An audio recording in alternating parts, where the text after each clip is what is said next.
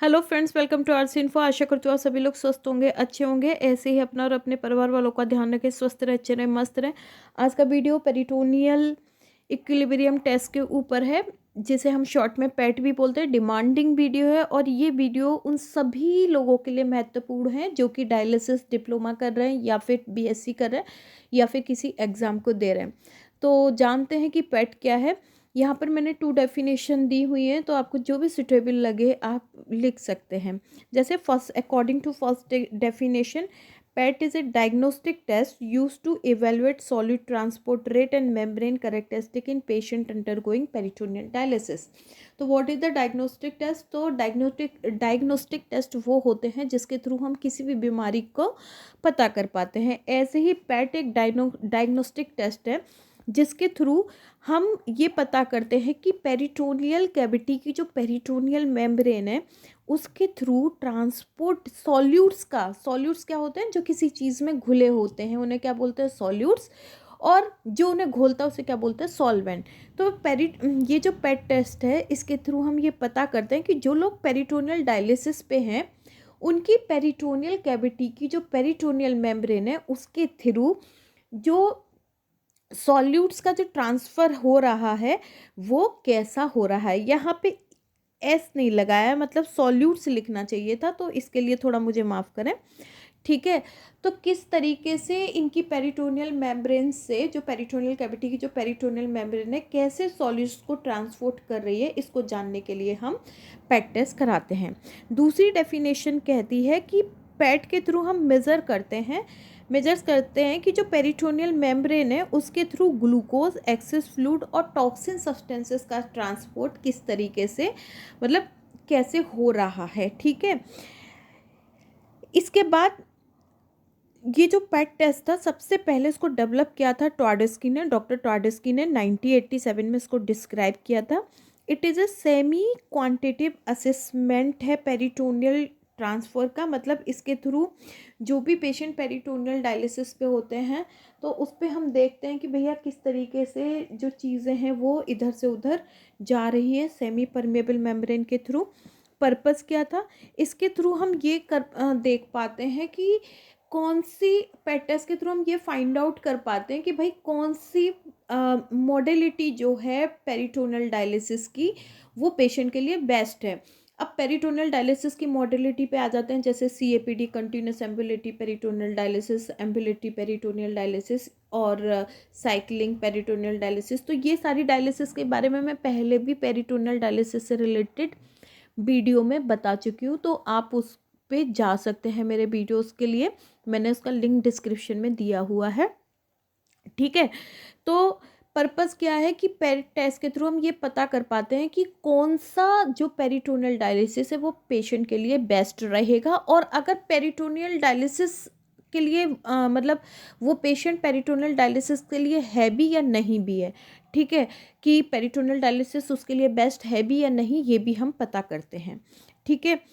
और यहाँ पर टेलरिंग का मतलब मैंने यहाँ पे लिख लिख दिया, क्योंकि टेलरिंग जो है पहले भी एग्जाम में आ चुका है कि what is the mean of tailoring.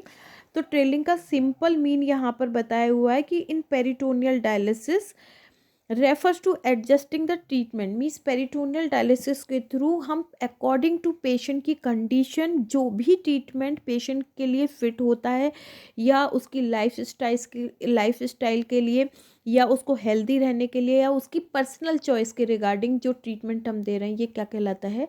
Tailoring कहलाता है। ठीक है। और पैट टेस्ट के थ्रू हम ये पता कर पाते हैं कि कौन सी डायलिसिस जो है पेशेंट के लिए बेस्ट है। इंडिकेशन क्या है? इंडिकेशन है assessment of peritoneal membrane transport type. इसके थ्रू हम असेस कर पाते हैं कि मतलब असेसमेंट कर पाते हैं पेरिटोनियल मेम्ब्रेन के ट्रांसपोर्ट टाइप को, इवेलुएट कर पाते हैं अल्ट्रा फिल्ट्रेशन कैपेसिटी को। ठीक है। इसके बाद ऑप्टिमाइजेशन ऑफ डायलिसिस प्रिस्क्रिप्शन। इसके अलावा हम मॉनिटरिंग कर पाते हैं changes in membrane function over A time की, मतलब कंटिन्यूसली जैसे जैसे टाइम बीतता जा रहा है पेरिटोनियल डायलिसिस वाले पेशेंट का डायलिसिस पेरिटोनियल डायलिसिस कराते कराते वैसे वैसे उसकी जो पेरिटोनियल मेम्ब्रेन है कैसे अपने फंक्शन को चेंज कर रही है। पैट के थ्रू पेट एनालिसिस में आते हैं तो पेट के थ्रू हम ये फाइंड आउट कर पाते हैं कि डायलिसिट में और प्लाज्मा में, यहाँ पर आपको एक पिक्चर दिख रही होगी, यहाँ पर मैंने क्या किया हुआ है, ये क्या है ब्लड का पार्ट है और ये क्या है डायलिसिट का पार्ट, और ये क्या है हमारी semi permeable membrane. Peritoneal dialysis में पेरिटोनियल मेम्ब्रेन जो होती है पेरिटोनियल कैविटी की, वो सेमी परमेबल मेम्ब्रेन का काम करती है। तो ये पेट के थ्रू हम ये फाइंड आउट कर पाते हैं कि ये जो ब्लड है क्या, जब प्लाज्मा है और जो डायलिसिट है, इसमें सॉल्यूट्स का, यहाँ पर भी मैंने ES नहीं लगाया तो थोड़ा कंसीडर करिए, सॉल्यूट्स की जो कंसंट्रेशन है वो किस तरीके से उसका रेशियो है, कहाँ पे ज़्यादा है कहाँ पे कम है। ठीक है, इसके अलावा हम ये देख पाते हैं कि सेमी परमेबल मेम्ब्रेन के थ्रू जो चीज़ें हैं वो किस तरीके से आर पार, मतलब किस तरीके से ट्रांसपोर्ट हो रहा है सॉल्यूट्स का या फ्लूइड वगैरह का। इसके अलावा हम किस तरीके से पानी जो है अल्ट्रा फिल्ट्रेशन वॉल्यूम, मतलब पानी सेमी परमेबल के मेम्ब्रेन के थ्रू रिमूव हो रहा है, तो ये सारी चीज़ें हम पेट में एनालिसिस करते हैं। ठीक है, एडवांटेज क्या है पेट टेस्ट के, PET can help diagnose membrane injury, predict dialysis dose and select a peritoneal dialysis रेजाइमन।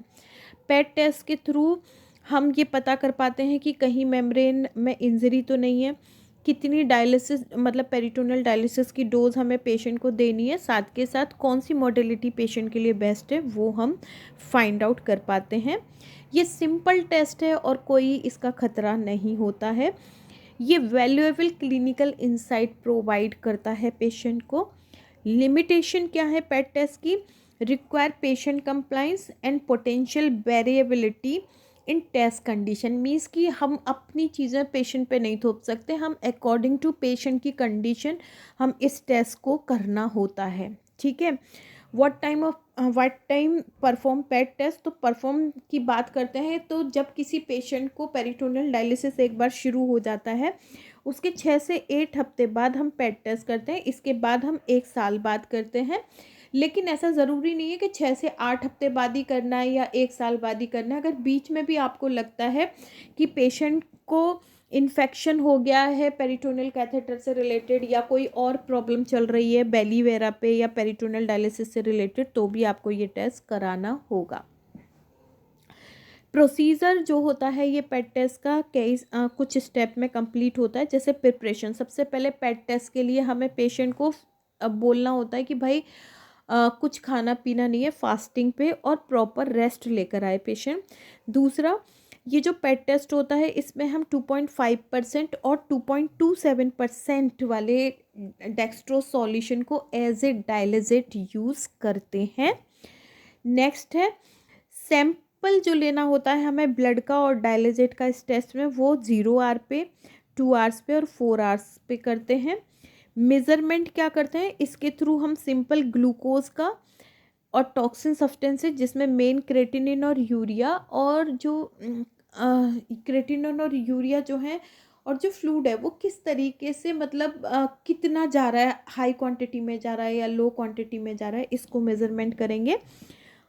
ये अब आ जाते हैं इसके बाद, जब ये सारी चीज़ें मतलब मैंने बता दिया कि इसके थ्रू हम ये करते हैं, इसके बाद हम आते हैं इसके प्रोसीजर पे। तो पेट टेस्ट के प्रोसीजर में होल 4 आवर्स लगते हैं और इसके अंदर जो सॉल्यूशन यूज़ करते हैं वो क्या है 2.27% और 2.5% डेक्सट्रोज। ठीक है, इसके अंदर अभी मैंने बताया था कि हमें क्या क्या मेज़र करना होता है, क्रेटिनिन, यूरिया, ग्लूकोज, ब्लड और डायलिसिट में कितनी है ये हम मेज़र करते हैं। सबसे पहले हमें क्या करना होता है, पेशेंट की बेली में जितना भी फ्लूइड होता है उसको खाली कर देना होता है, मीन ड्रेन करा देना होता है। इसके बाद पेशेंट को लाई डाउन द पेशेंट, इसके बाद हम क्या करेंगे, पेशेंट को लिटा देंगे सुपाइन पोजीशन पे सीधे। ठीक है, इसके बाद हम क्या करेंगे, 2 लीटर 2.5% डेक्सट्रोज या 2.27% डेक्सट्रोज पेशेंट की वैली में फिल करते हैं विद इन ए 10 मिनट। कितने मिनट में, 10 मिनट में हम पेशेंट की वैली में 2.5% या 2.27% वाले डेक्सट्रोज सॉल्यूशन को फिल करते हैं अगर किसी पेशेंट को शुगर की प्रॉब्लम नहीं है तो। ठीक है, और ये फिलिंग का जो टाइम होता है वो कितना होता है, 1 मिनट में आपको 200 ml फ्लूइड पेशेंट की बेली में भरना होता है इस प्रोसीजर में सबसे पहले। इसके बाद जब ये प्रोसीजर चल रहा होता है 10 मिनट वाला, तो हम पेशेंट को बोलते हैं कि भाई हर 2 मिनट पर वो पहले एक साइड जाए फिर दूसरी साइड मूव करे, मतलब एक बार लेफ़्ट साइड मूव करे, एक बार राइट साइड मूव करे। इससे क्या होता है, इससे जो सॉल्यूशन होता है वो क्या हो जाता है, प्रॉपर तरीके से मिक्स हो जाता है। ठीक है। देन हम क्या करते हैं, जब ये 10 मिनट वाला टाइम में जब हम भर लेते हैं, तुरंत ही हम क्या करेंगे, 200 ml फ्लूइड बाहर निकाल लेंगे और इस 200 ml फ्लूइड में से हम 10 ml फ्लूइड का सैंपल ले लेंगे। ठीक है। इसके बाद बाकी फ्लूइड पेशेंट की बेली में छोड़ देते हैं। देन पेशेंट क्या करेगा, इसके बाद पेशेंट जो है 2 घंटे तक ये फ्लूइड को ड्वेल कराता है, मतलब अपने जो बचा हुआ फ्लूइड है 1 लीटर 800 ml वाला जो फ्लूइड है, इसको पेशेंट मतलब 1.8 लीटर फ्लूइड को पेशेंट लेके मतलब घूमता रहता है, वॉक करता रहता है। देन हम 2 घंटे बाद क्या करेंगे, a second sample of drain fluid will be, फिर हम क्या करेंगे, फिर से सेकेंड सैंपल जो फ्लूइड को ड्रेन कराएंगे और सेकेंड सैंपल ले लेते हैं। ठीक है। 200 ml फ्लूइड ड्रेन करा देंगे। देन फिर क्या करते हैं, फिर से 2 घंटे बाद, मतलब अब 2 घंटे हो चुके हैं, पहले स्टार्टिंग में फिल किया था, फिर हमने 200 ml फ्लूइड निकाला और सैंपल ले लिया।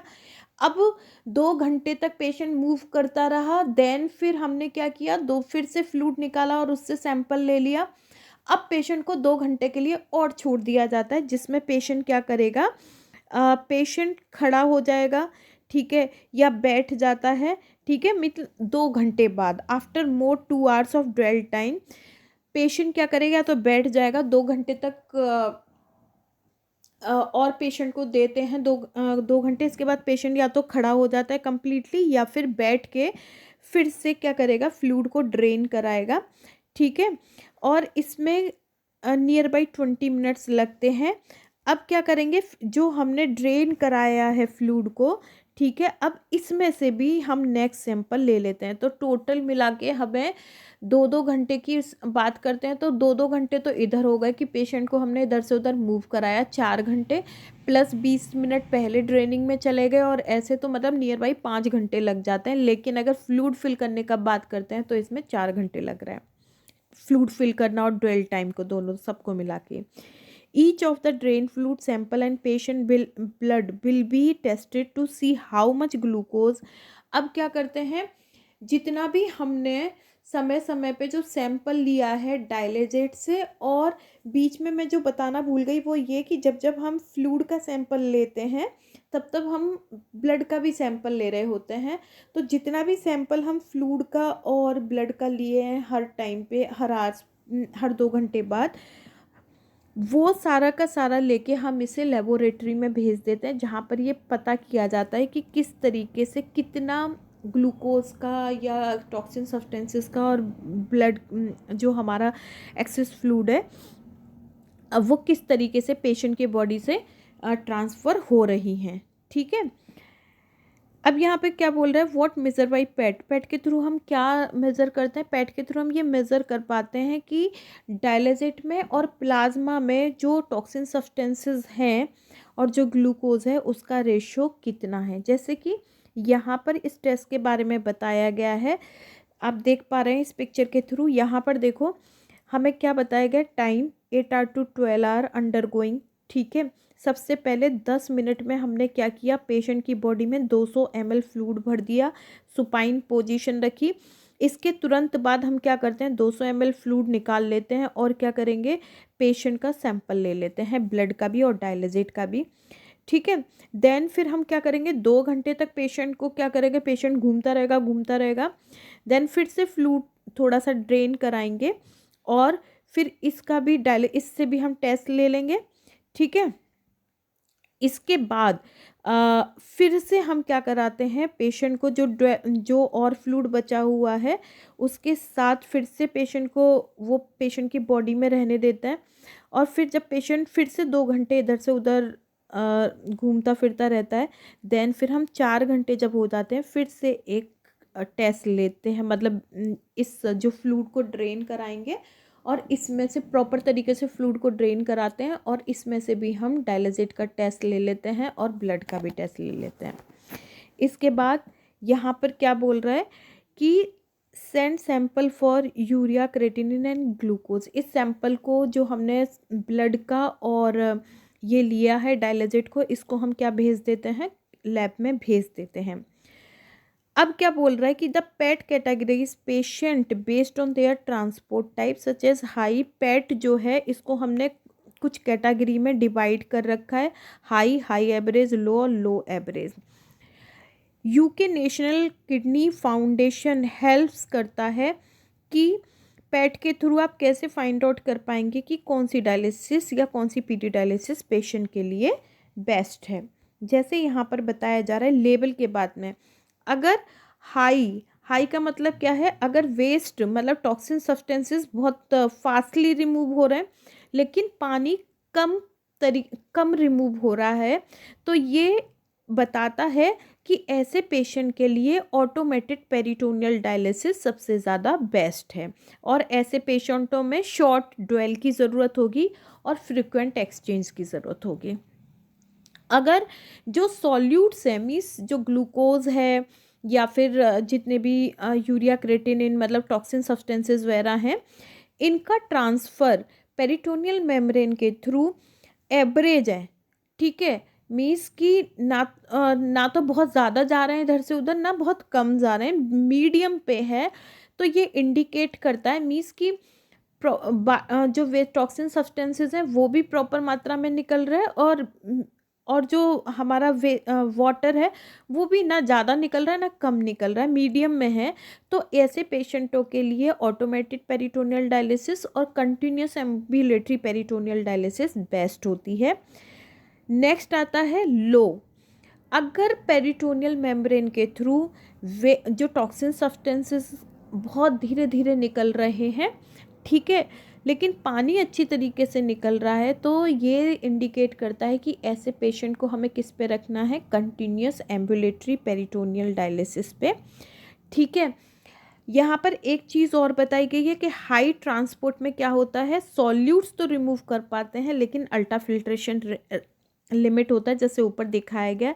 लो ट्रांसपोर्ट में क्या होता है, सॉल्यूट ट्रांसपोर्ट स्लो हो जाता है, अल्ट्रा फिल्ट्रेशन कैपेसिटी बढ़ जाती है। और अगर दोनों ही लो होती हैं, मीन्स वेस्ट रिमूवल भी और वाटर का भी, तो ये इंडिकेट करता है कि पेशेंट को अब पेरिटोनियल डायलिसिस से हटा के हमें हीमोडायलिसिस पे लेना चाहिए।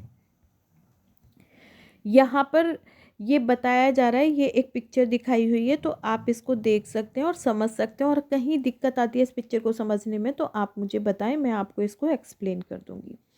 रिस्क क्या है पेट के, the risk associated with the PET are minimal, मतलब पेट के थ्रू बहुत कम रिस्क देखने को मिलते हैं। इसके रिस्क नियर बाई जो पेरिटोनियल डायलिसिस के थ्रू, पेरिटोनियल डायलिसिस जब हम किसी पेशेंट की करते हैं तब जो थोड़े बहुत जो रिस्क होते हैं वैसे ही रहता है। हाँ, पेट के थ्रू इन्फेक्शन या पेशेंट को डिस्कम्फर्ट जैसी कुछ थोड़ा बहुत प्रॉब्लम हो सकता है, बाकी ऐसा कोई मेन रिस्क नहीं है पेशेंट को, ठीक है। तो ये था पूरा peritoneal dialysis peritoneal equilibrium test, जिसमें आप पता कर सकते हैं कि आखिर इसकी नीड क्यों है और कब कब ये किया जा सकता है। अगर ये वीडियो आपको अच्छा लगे तो प्लीज़ लाइक करें, शेयर करें और चैनल को सब्सक्राइब करना ना भूलें। Thank you.